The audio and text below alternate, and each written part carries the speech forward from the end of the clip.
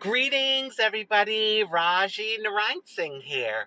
So, have you ever had a memory of an event, a situation, an experience that you were very embarrassed about, extremely embarrassed about, or for whatever reason, the memory makes you cringe? Oh my God. And in the moment, there's nothing you can really do about it because it's already happened, so you can't change it.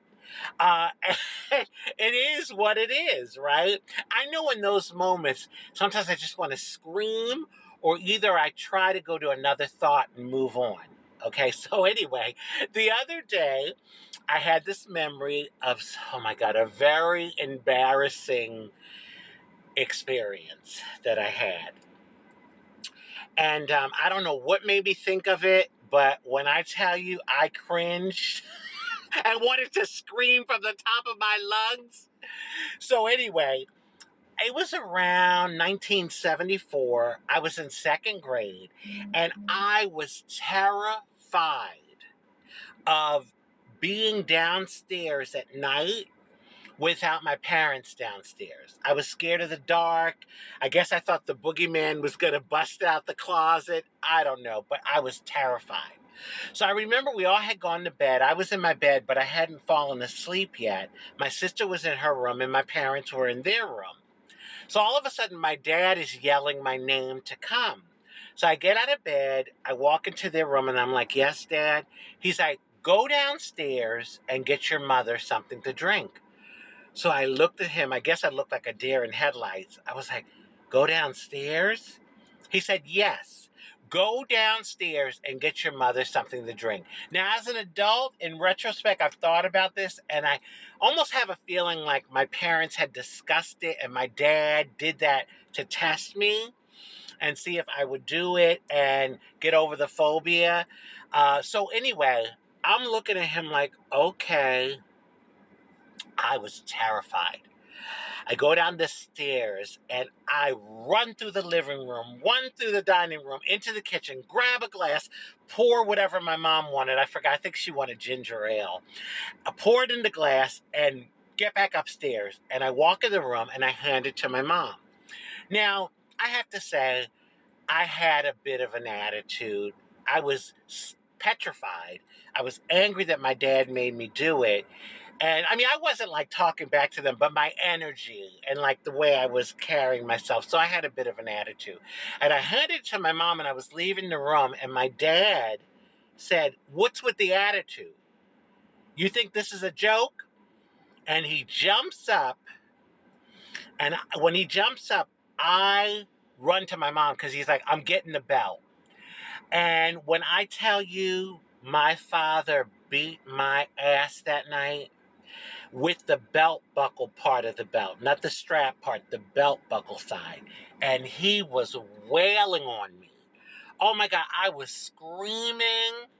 Oh, I was screaming because he kept beating me. And finally, my mom jumped in front of me and said, "I swear to God, if you hit this child one more time, I'm leaving you." And so that made him stop. And then I was in my bedroom, and I remember my mom bringing Vaseline, and I had whelps all over my legs from the beating, and she was rubbing the Vaseline on the whelps, and I was crying. She was trying to calm me down. And so anyway, I go to sleep. So the next day, I'm outside playing. And my neighbor, Mr. Pembleton, he was the popular neighbor that all the kids loved because he was a fireman. So he was the cool neighbor to hang around. We wanted to hang out on his steps or by the garage. And so he walked over to me with his two kids. And he kind of lowers his voice like he's whispering almost. And he says, "Are you okay?" So I'm like, "Yeah, I'm fine." Looking at him like, "Well, why would you ask that?" Not even thinking about what happened to me the night before. And he's like, "Are you sure you're okay?" So I'm like, yeah, I'm fine." He's like, "Because we heard you last night." That's how loud I was screaming. Now, mind you, their house is across the driveway, not even like next to us, across the driveway from us, kind of catty cornered. And they heard me. So I must have been screaming bloody murder. So anyway, back then, people didn't get involved. I mean, I guess that was his way of letting me know, like, we care about you and we hope you're okay. But back then, people did not get involved. And I'm going to tell you, it's gone from one extreme to the other because I do feel from time to time a kid does need a little swap or a little spanking. But I also have to say, back in the day, some of that was borderline abuse. I really do believe that. Some of it was borderline abuse. So it's gone from one extreme to the other because nowadays, any little thing, the neighbors are calling Child Protective Services. There needs to be a happy medium. Is that even possible? Anyway, so I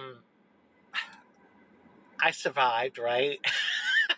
Eventually, I got over the phobia, not right away, and I was traumatized. But you know, one thing that my therapist has helped me with, and I've heard this before, but he kind of really drives it in my head, is that with experiences that we have from the past, if we're being traumatized by the memory of it,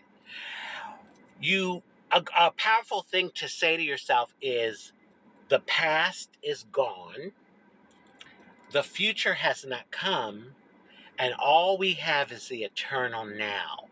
So I have done that and it's helped.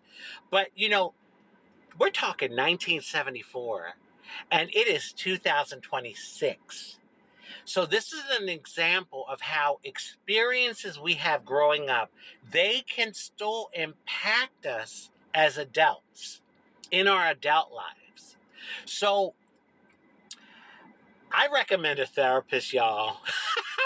I do recommend a therapist. A good one. You got to get that perfect fit because if you get the wrong therapist, they're going to probably want to make you slit your wrist. You got to get that perfect match. But it's so nice to have someone outside my circle. We're friends, but friends in a different way. Someone that's outside my circle of family and friends, a sounding board, someone I can talk to about issues and they can give me like I guess an unbiased perspective because they're not so close in the circle. So anyway, I do recommend it. But yeah, I survived the beating, y'all. I should say beatings. Honey, my dad was, he didn't play with that belt, okay? And anyway, here I am today.